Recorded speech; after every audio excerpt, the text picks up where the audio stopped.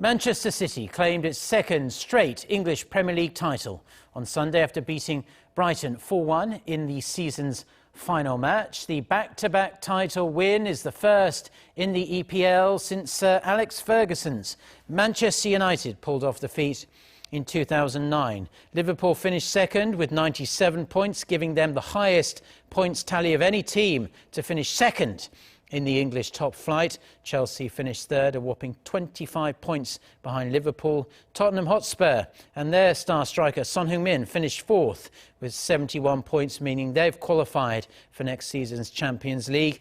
In fact, I'm sure you remember the London side will face off against Liverpool in the Champions League final on June 1st in Madrid.